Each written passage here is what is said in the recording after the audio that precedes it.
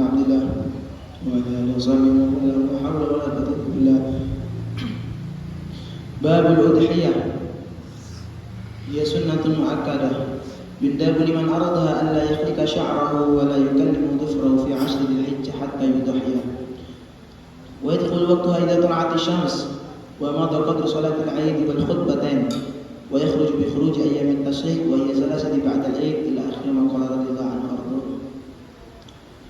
Sebentar lagi insyaallah kita akan memasuki daripada hari raya Idul Adha atau yang sering disebut orang hari raya haji. Dua hari raya ini, ada hari raya Idul Fitri, kemudian ada hari raya Idul Adha. Para ulama mereka berbeda pendapat masalah mana yang paling utama di antara keduanya. Apakah Idul Adha itu lebih utama atau Idul Fitri yang lebih utama? Utama ini hanya perbandingan saja para ulama. Maka para ulama mengatakan Idul Adha lebih unggul dibandingkan Idul Fitri. Padahal sangkanya kita Idul Adha itu biasa saja. Yang unggul itu Idul Fitri karena puasanya lama. Kalau Idul Adha puasanya hanya sunnah. Ada puasa Arafah sunnah, ada puasa Dzulhijjah sunnah. Tapi para ulama mengatakan Idul Adha lebih unggul dibanding Idul Fitri. Apa dalilnya? Karena dalilnya ada dalam ayat Al-Quran, sedangkan Idul Fitri tidak ada. Apa dalil ayatnya? Fasholli li rabbika wanhar. Wanhar itu menyembelih sembelihan. Nah, makanya di situ para ulama mengatakan Idul Adha lebih utama dibandingkan Idul Fitri. Sekarang yang akan saya jelaskan adalah tentang udhiyah, penyembelihan kurban. Nah, sebentar lagi kan akan masuki. Kita harus paham apa sih udhiyah itu, hukumnya, caranya, waktunya, hewan-hewannya seperti apa. Maka yang pertama harus kita jelaskan hukumnya. Apa hukumnya menyembelih? Apa hukumnya berkurban? Hukumnya sunnah muakkad. Sunnah itu terbagi menjadi dua. Ada sunnah nafilah, ada sunnah muakkadah.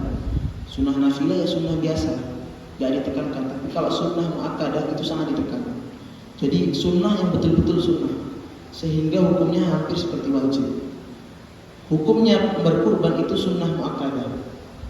Bagi siapa? Bagi orang yang mampu untuk berkurban, yang mampu hartanya, yang banyak duitnya. Dalam arti hartanya tidak diliputi dengan hutang piutang, tidak diliputi dengan tanggungan lainnya, maka dia dikatakan mampu, maka dia sunnah untuk melakukan berkurban. Nah, orang yang berkurban disunnahkan untuk tidak mencukur rambutnya, kemudian tidak mencukur kukunya sampai penyembelihan itu. Karena apa? Karena para ulama mengatakan karena rambut, walaupun jenggot, kumis dan lainnya, itu akan menjadi saksi kita nanti di hari kiamat bahwasanya kita pernah melakukan penyembelihan kurban tadi. Rambut, kuku, itu semua mau menjadi saksi. Jadi jangan dicukur. Untuk orang yang mau berkurban, adapun orang yang tidak berkurban, sunnah untuk dicukur, sunnah untuk dibersihkan. Waktunya kapan? Waktu menyembelih ini waktunya ketika tola'ati syams, terbitnya matahari. Ba'da tola'ati syams dalam taklikannya, setelah terbitnya matahari dan seukuran orang sholat id dan 2 khutbah. Perkiraan sholat id 15 menit, khutbah 20 menit, 35 menit. Maka setelah 35 menit orang melakukan, maka kita boleh untuk melakukan penyembelihan. Adapun sebelum 35 menit ini, sebelum seukuran waktu ini kita melakukan penyembelihan, maka hukumnya tidak sah. Maka hukum penyembelihannya dihitung hukum mungkin akikah dan lain-lain. Kemudian kapan keluarnya waktu penyembelihan ini? Keluarnya ketika keluarnya ayyamut tasyrik, yaitu hari ke-13. Setelah hari ke-13 maka kita sudah tidak boleh lagi menyembelih hewan kurban. Lah, hewan kurban apa saja Apa saja sih hewan kurbannya? Wala tajuzu illa bi iblin aw baqarin aw ghanam. Maka tidak boleh melakukan penyembelihan kecuali dengan unta, sapi dan kambing. Ayam tidak sah, bebek tidak sah, dan lain-lainnya. Sunnahnya paling sedikitnya unta itu umurnya minimal 5 tahun. Umurnya unta itu 5 tahun. Kemudian sapi umurnya 2 tahun. Sapi sama kambing poel itu umurnya 2 tahun. Yang umurnya 2 tahun masuk ke 3 tahun. Kemudian ada doan itu domba. Kalau domba yang bulunya banyak itu seperti sondesip, itu umurnya yang sunnah ketika 1 tahun mau masuk ke 2 tahun. Nah, itu baru umurnya domba. Kalau selain domba umurnya 2 tahun masuk ke 3 tahun. Maka waktu zikul badana cukup 1 unta untuk 7 orang. Begitu juga sapi untuk 7 orang, kambing untuk 1 orang. Ada cerita. Jadi salah satu orang ini pengen berkorban untuk keluarganya yang berjumlah 8 orang. Dia ngekeh gimana caranya sapi itu harus dihitung 8, nggak mau tahu. Harus dihitung 8, nggak mau 7. Datanglah beliau kepada salah satu kiai, yaitu Kiai Haji Abdul Wahab Hasbullah, Jombang. Beliau datang minta saran, tanya. Beliau nanya ke ulama-ulama, orang ini nanya ke ulama mana, nggak bisa. Sapi 7 orang, khusus 7 orang nggak bisa. Nggak bisa kamu, harus 7. Nggak bisa 8, untuk 8 orang. Akhirnya ngeyel dia, tetap gimana caranya mau harus 8. Datanglah dia ke Kiai Haji Wahab Hasbullah. Kiai Haji Wahab Hasbullah memberikan jawaban yang sangat pintar. Iya, sapi itu boleh 8, tapi ditambahi dengan 1 kambing untuk menyangga kakinya biar gak jatuh. Jadi kan ibaratnya orang yang menyembelih itu nanti hewan itu kan akan dijadikan tumpangan kita nanti di hari kiamat. Kendaraan kita nanti di hari kiamat. Jangan sapi itu gak kuat nahan 8 orang katanya Kiai Wahab Hasbullah.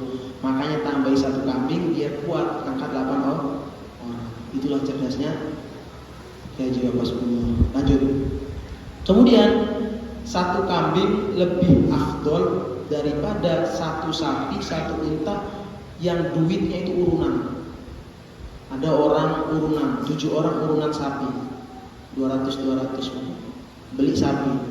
Itu pahalanya lebih bagus perorangan 1 kambing daripada 7 orang 1 sapi urunan tadi. Urunan selain 20%, 50%. Nah, di sini para ulama mengatakan afdolnya udhiyah ini menyembelih itu unta. Paling afdol unta sudah, nggak ada tanding. Kalau mampu beli unta. Kemudian setelah itu sapi. Setelah sapi baru kemudian domba. Domba dulu baru yang nggak ada bulunya itu, kambing poel begitu. Nah itu baru yang paling akhir. Setelah sapi domba dulu, baru domba, setelah domba baru kambing poel. Warnanya juga diatur oleh ulama. Warnanya seperti apa?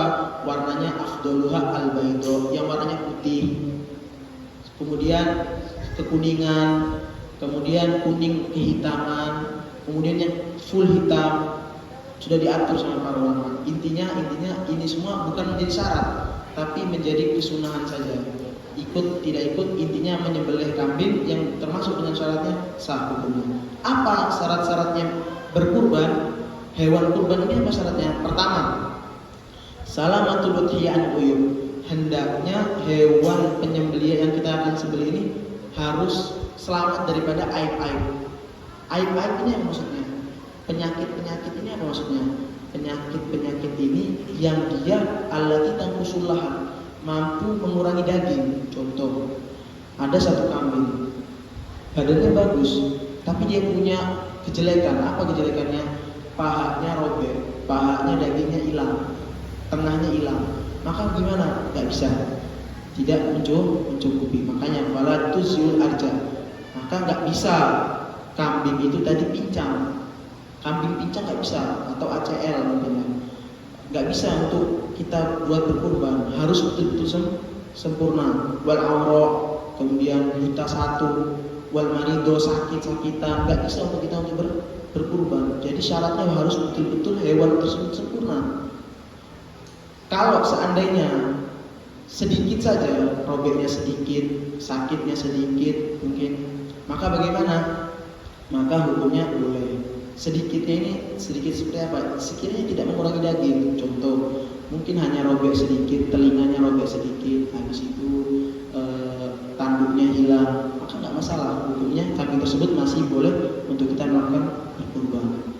Kemudian apa lagi yang dapat, yang tidak mampu, yang syarat-syarat untuk melakukan hewan kurban ini apa? Maka tidak cukup kita menggunakan hewan yang ajfa wal majnuna wal harba, yang gendung, sinting, gak punya akal. Intinya kambing ini, hewan kurban ini dia gila atau sakit gatal-gatal, maka hewan ini gak bisa kita gunakan untuk apa? Untuk berkurban. Kemudian apa lagi? Walati kuti abadi uduniha, yang mana terpotong itu sebagian telinganya. Tak boleh kita, contoh kan telinga kambing panjang tuh, hilang seperempatnya, gimana? Nggak bisa. Wa ubinuin au, walaupun dan terlepas, copot satu telinga hilang, maka gimana? Nggak bisa. Walaupun sedikit, katanya ini, walaupun potongannya sedikit, maka nggak bisa. Maka nggak bisa, terpotong sedikit, hilang sedikit, nggak bisa. Kecuali robek, beda dengan robek.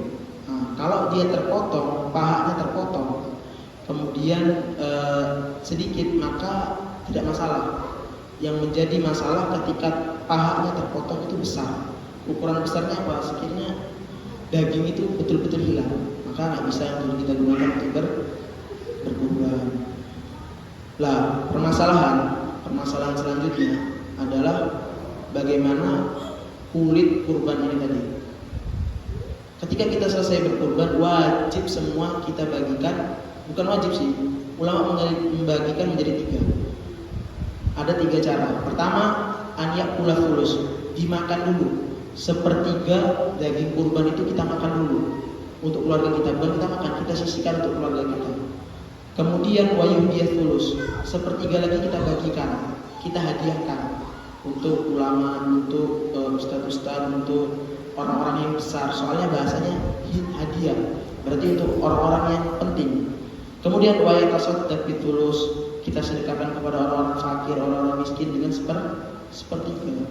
Nah, berarti sepertiga kita ambil, sepertiga kita bagikan, kita hadiahkan, sepertiga kita sedekahkan. Itu caranya ulama. Wa yajibu tasadduqu bisyai', wajib kita mensedekahkan daging kurban tersebut dengan mentah. Nggak boleh kita masak. Beda dengan akikoh. Kalau akikoh sunnah dimasak. Kalau berkurban wajib mentah. Lah, permasalahannya di kulitnya ini sekarang. Ini banyak sekali orang-orang ini salah dalam berkurban. Kulitnya ini bagaimana? Terkadang orang berkurban memanggil tukang kurban, tukang penyembelih, tukang jagal. Setelah tukang jagal ini selesai menyembelih, diberi upah dengan kulit hewan. Kulit hewan ini dijadikan upah bayaran untuk orang yang berkurban. Hukumnya gimana? Tidak boleh. Makanya dalam kitab Yakut dijelaskan nggak boleh kita menjadikan upah kulit kurban. Nggak bisa. Hukumnya tidak bisa, haram. Apalagi menjual hewan kurban, menjual daging kurban yang setelah kita sembelih, itu hukumnya haram, wajib kita sedekahkan. Wala yajuzul lahul aklu minal udhiyah, tidak boleh makan, penyembelih ini makan bagi hewan yang dinadari. Terakhir ada permasalahan. Bagaimana seandainya orang itu dia punya tanggungan akikoh, kemudian dia punya tanggungan, dia juga mau berkurban. Kan sekarang repot. Dia mau berkurban tapi masih punya tanggungan akikoh. Contoh, ada laki-laki ini akikohnya berapa? 2 kambing kan? 2 kambing.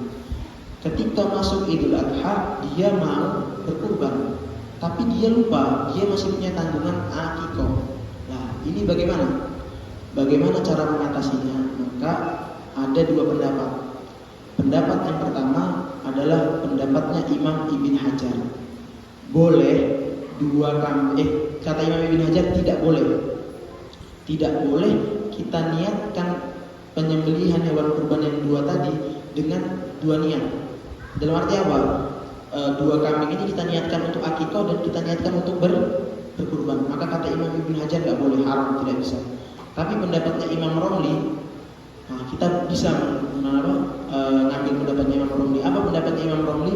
Pendapatnya Imam Romli boleh kita niat dua-duanya. Pas nyembelih hewan kurban atau nyembelih hewan akikah, di saat udhiyah, di saat hari-hari, di waktu-waktu boleh disembelihnya hewan, maka boleh kita niat dua-duanya. Itu menurut pendapat Imam Romli, sah-sah aja, jadi nggak masalah. Jadi bagi orang yang punya tanggungan akikah, kemudian dia mau untuk melakukan penyembelihan kurban nanti di hari Idul Adha, maka dia boleh niat dua dalam satu hewan. Apa niatnya? Niat akikah dan niat berkurban. Wallahu a'lam bishawab.